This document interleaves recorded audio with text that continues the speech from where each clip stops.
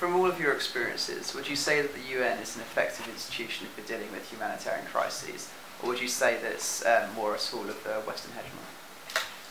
Oh God, I've had such, I've seen the UN, I've covered 2 earthquakes, one in Iran and one in Pakistan, and I've worked with the UN around the world, so I've seen, quite close quarters.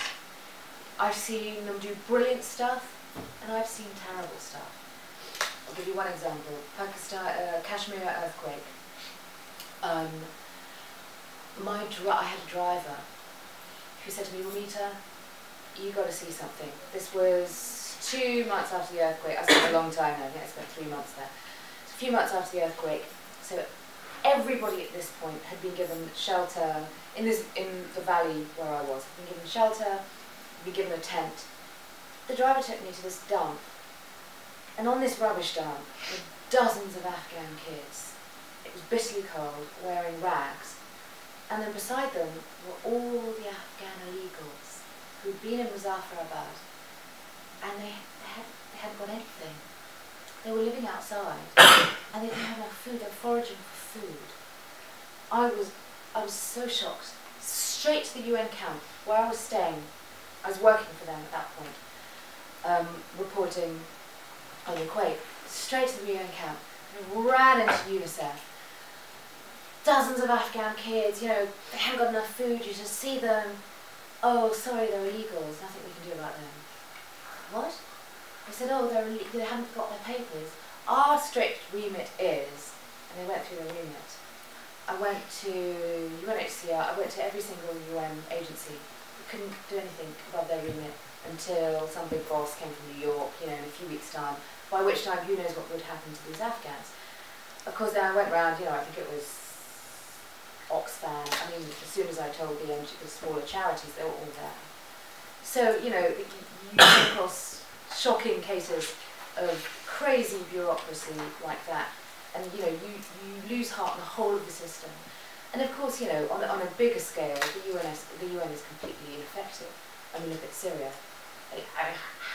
How can anyone say it's been remotely effective?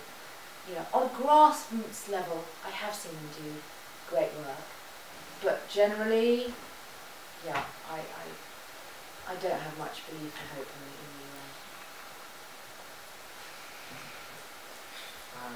UN. One last question, maybe? One last question from someone?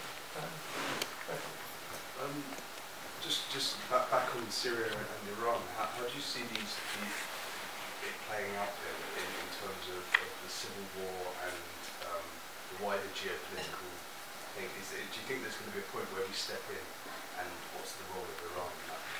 I know you talked about that a little bit, but... Yeah, God, I think it's going to be such a mess.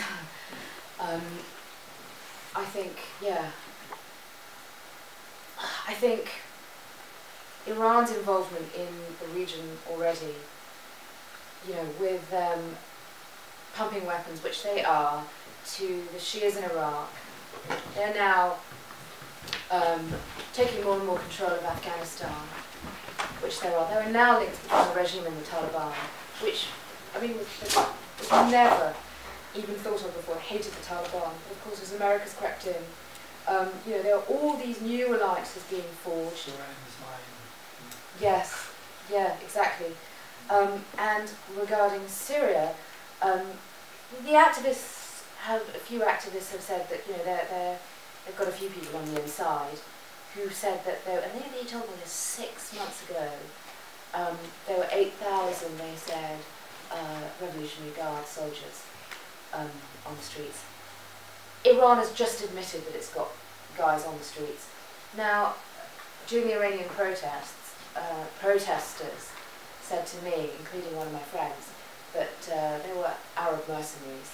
I think Hezbollah mercenaries were sent over to beat Iranian protesters. So there are all these alliances. So I think Assad's only real friend at the moment is Iran, but it's a powerful friend with lots of money and lots of weapons. So for that reason, it's going to be long and protracted. But I mean, this is the contradiction that actually it serves Israel really well to keep Assad in there because of the Golan Heights, and because of stability in the region. But I think already in Lebanon, friend of mine lives in Beirut, and she's come to London now. She's quite a well-known war photographer, and she was saying she hasn't seen Beirut like this in a very long time. There's street fighting in Beirut, not just Tripoli now, and you can hear it.